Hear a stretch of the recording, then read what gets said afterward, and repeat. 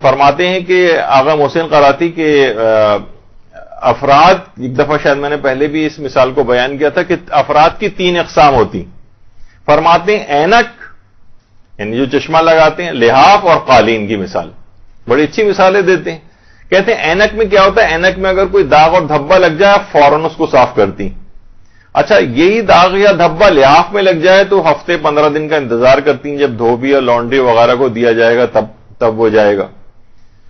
اور فرماتے ہیں اگر قالین کے اوپر کوئی دھبا لگ جائے تو لگتے رہتے ہیں یہاں تک کہ 6 مہینے سال کے بعد ایک کھٹا پھر آپ قالین کو دیتی ہیں صفائی کے لیے.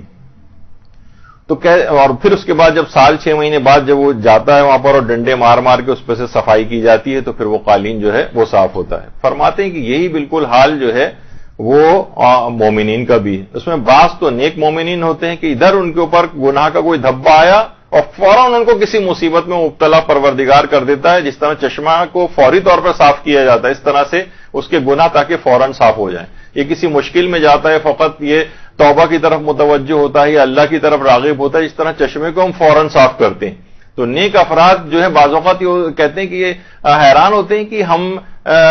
فلاں تو اتنا گناہ کر رہا ہے لیکن اس پہ کچھ بھی نہیں ہو رہا، اور ہم نیکوکار ہیں، رمضان کے روزے رکھتے ہیں، نمازیں پڑھتے ہیں، نماز شب پڑھتے ہیں، اور اتنی مصیبتیں ہم پر آ جاتی ہیں. تو جو غلطیاں آپ سے ہوتی ہیں پروردگار چشمے کی طرح سے فوری طور پر آپ کی صفائی کرتا ہے.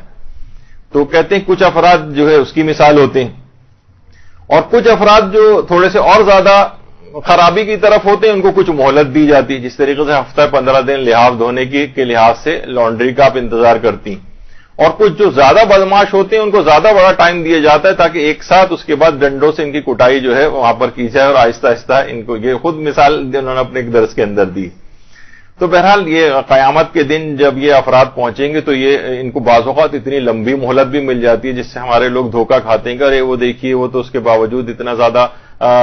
نہ وہ خمس دیتا ہے نہ کچھ کرتا ہے، اس کے باوجود اس کا پیسہ جو ہے بڑھتا چلا جا رہا ہے. تو اس کو مہلت دی جا رہی ہے یہاں تک کہ اس کے بعد پھر ہوگی اس کی اچھی طریقے سے وہاں پر دھلائی، اور اس کے بعد وہاں کی دھلائی کے بعد پھر تو بہتر ہے کہ انسان اس طرف نہ جائے، دنیا ہی کے اندر اسے کچھ مشکلات ہو جائیں، کوئی بات نہیں برداشت کرے، توبہ کی طرف راغب ہو اور چشمے کی طرح سے اس کی اینک کی طرح سے صفائی کی مانند اس کے اوپر جو مشکلات آتی ہیں وہ اس طرح سے ہو جائیں. تو بہرحال یہ بہترین موقع آپ کے پاس آ گیا ہے رمضان کا. اس کے یہ توبہ کرنے کا مہینہ ہے، گناہوں کو ترک کرنے کا مہینہ ہے، یہ گناہوں سے یو ٹرن لینے کا مہینہ ہے. اور جب بھی کہا جاتا ہے نا کہ توبہ کے لیے کانوں کو ہاتھ لگانا ضروری نہیں ہے بلکہ گناہوں سے ہاتھ اٹھانا ضروری ہوتا ہے. تو بہرحال ہمارے ہاں یہ ہوتا ہے عام طور پر بس بہت ہوا تو گالوں کے اوپر 2 تھپڑ لگائے اور کان کھینچے، اس سے توبہ نہیں ہوتی. اصلاً یہ کہ انسان گناہوں پر سے اپنے ہاتھ کو اٹھا لے. برحمتك يا أرحم الراحمين وصلى الله على محمد وآله